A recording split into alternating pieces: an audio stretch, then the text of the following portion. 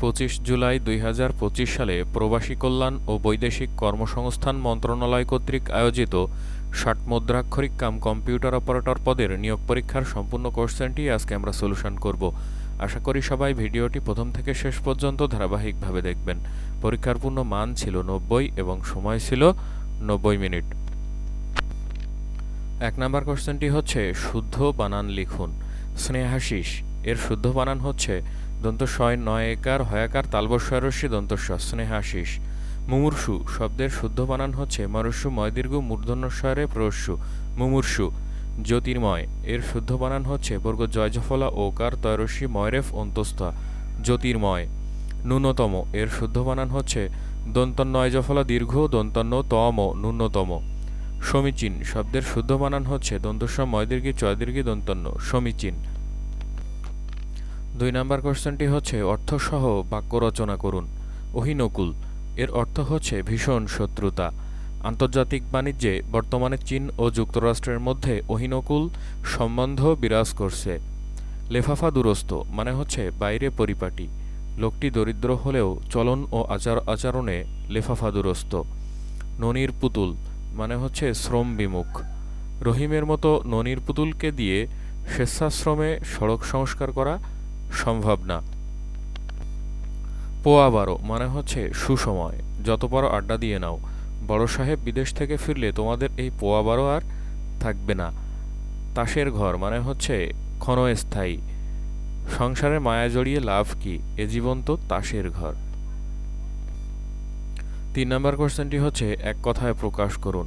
পা থেকে মাথা পর্যন্ত এর এক কথায় প্রকাশ হচ্ছে আপাদমস্তক। অক্ষীর অগোচরে এর এক কথায় প্রকাশ হচ্ছে পরোক্ষ। অন্য দেশ এর এক কথায় প্রকাশ হচ্ছে দেশান্তর। ময়ূরের ডাক এর এক কথায় প্রকাশ হচ্ছে কেকা। অন্তরের ভাব জানেন যিনি এর এক কথায় প্রকাশ হচ্ছে অন্তর্যামী। 4 নম্বর কোশ্চেনটি হচ্ছে বিপরীত শব্দ লিখুন। উদ্ধত এর বিপরীত শব্দ হচ্ছে বিনীত। অন্তর এর বিপরীত শব্দ হচ্ছে বাহির। আদেশ এর বিপরীত শব্দ হচ্ছে নিষেধ। অগ্র এর বিপরীত শব্দ হচ্ছে পশ্চাৎ। উৎকৃষ্ট এর বিপরীত শব্দ হচ্ছে অপকৃষ্ট। 5 নম্বর কোশ্চেনটি হচ্ছে দেশের উন্নয়নে প্রবাসীদের ভূমিকা বিষয়ে 5টি বাক্য লিখুন। এখান থেকে আপনারা চাইলে এটা দেখে নিতে পারেন।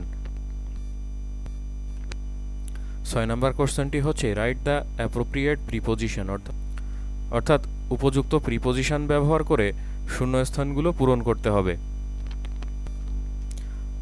You must abide dash the rules of office. You must abide by the rules of office.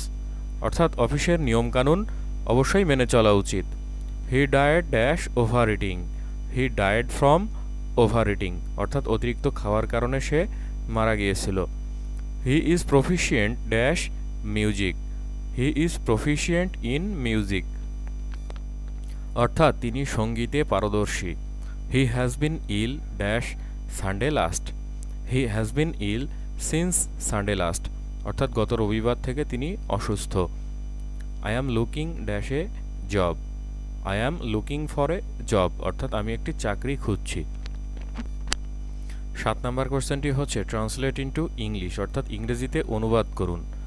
কর্তব্যে কারো অবহেলা করা উচিত নয়। On should not neglect one's duty. সে তোমার মতো বুদ্ধিমান নয়। He is not as wise as you. আমি তুমি ও সে একত্রে যাব। You, he and I will go together. তার ঠান্ডা লেগেছে। He has a cold. অথবা এটাকে বলতে পারি he has caught cold. আমি লোকটিকে হাসতে দেখলাম। I saw her laughing. অথবা I saw the man laughing. 8 নম্বর কোশ্চেনটি হচ্ছে মেক সেন্টেন্সেস উইথ মিনিং অর্থাৎ অর্থসহ সেন্টেন্স তৈরি করতে হবে। ক্রাইং নিড মানে হচ্ছে অতীব প্রয়োজন বা জরুরি প্রয়োজন। Mass education is the crying need of Bangladesh. Sixth sense মানে হচ্ছে ষষ্ঠেন্দ্রিয়। His sixth sense is very good.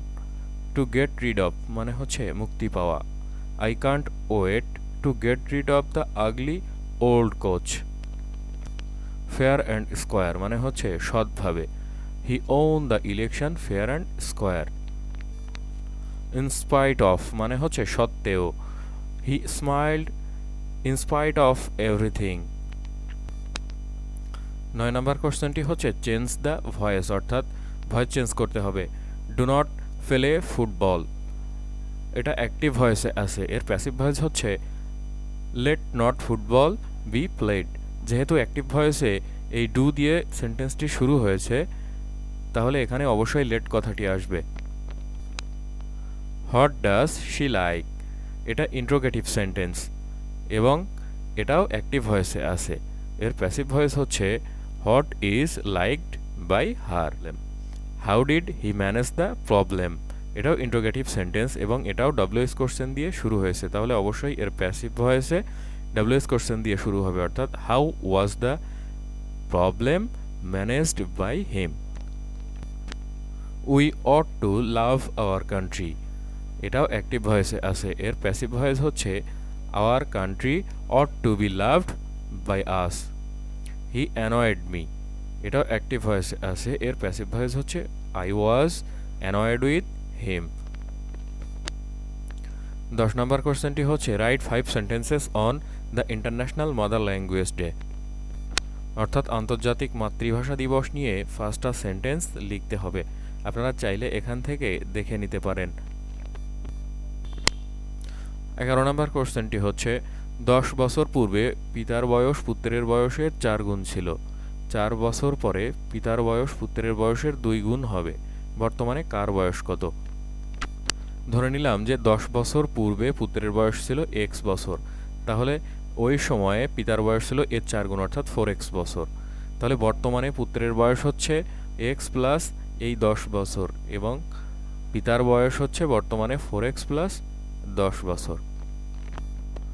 তাহলে 4 বছর পর পিতার বয়স সমান হচ্ছে 4x প্লাস 10 প্লাস এই 4 বছর সমান এই যে পুত্রের বয়স x প্লাস 10 প্লাস 4 এর দ্বিগুণ। তাহলে এখান থেকে ক্যালকুলেশন করলে আমরা x এর ভ্যালু পাবো 7, অর্থাৎ 10 বছর পূর্বে পুত্রের বয়স ছিল 7 বছর, তাহলে বর্তমানে পুত্রের বয়স হচ্ছে 17 বছর এবং বর্তমানে পিতার বয়স হচ্ছে 4 7 28 যোগ 10 38 বছর।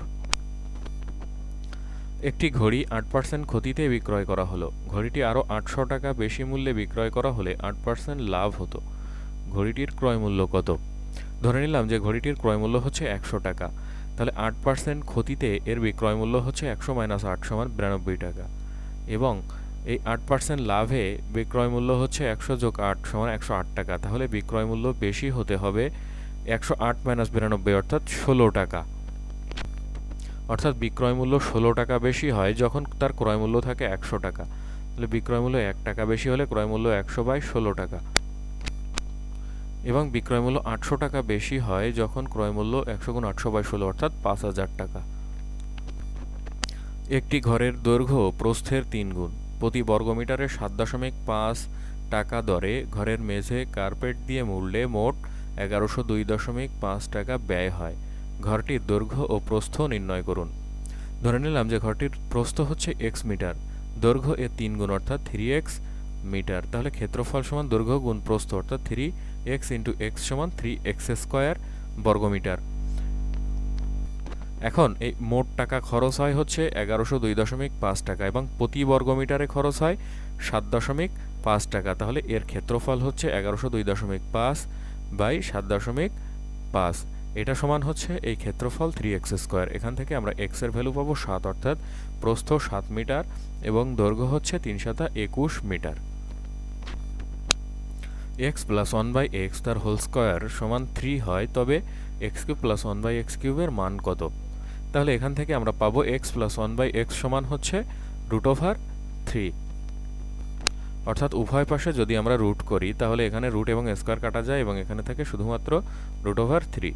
এখন প্রদত্ত রাশি আমাদের দেওয়া আছে x³ + 1/x³, তাহলে এটাকে a³ + b³ এর সূত্রে আমরা ফেলতে পারি, অর্থাৎ a + b³ - 3ab × a + b।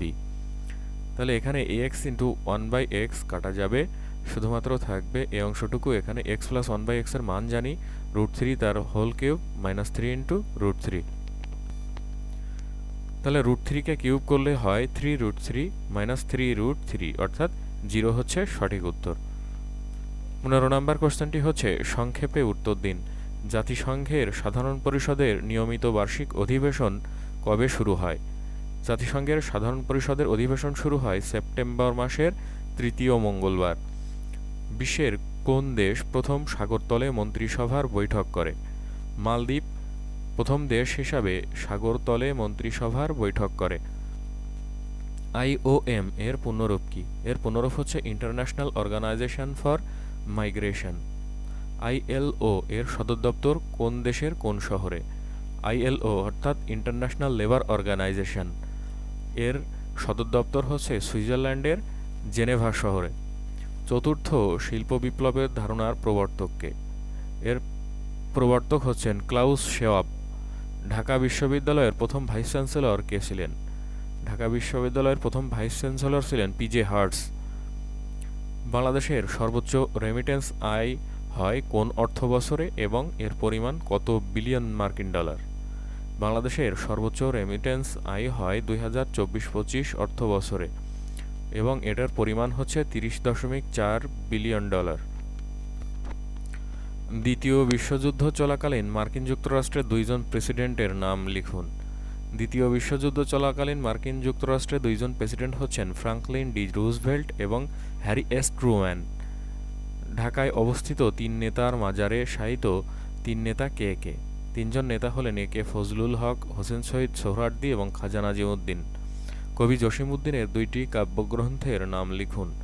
কবি জসিমউদ্দিনের দুইটি কাব্যগ্রন্থ হচ্ছে রাখালি এবং বালুচর। এই ছিল প্রবাসী কল্যাণ ও বৈদেশিক কর্মসংস্থান মন্ত্রণালয় কর্তৃক আয়োজিত 60 মুদ্রাক্ষরিক কাম কম্পিউটার অপারেটর পদের নিয়োগ পরীক্ষার সম্পূর্ণ প্রশ্ন সমাধান। আশা করি সবাই বুঝতে পারলেন। এরপরেও যদি কেউ না বুঝে থাকেন অবশ্যই কমেন্টস বক্সে কমেন্টস করে জানাতে ভুলবেন না। ভালো লাগলে চ্যানেলটিকে অবশ্যই সাবস্ক্রাইব করবেন, লাইক, কমেন্ট, শেয়ার করবেন। ধন্যবাদ সবাইকে।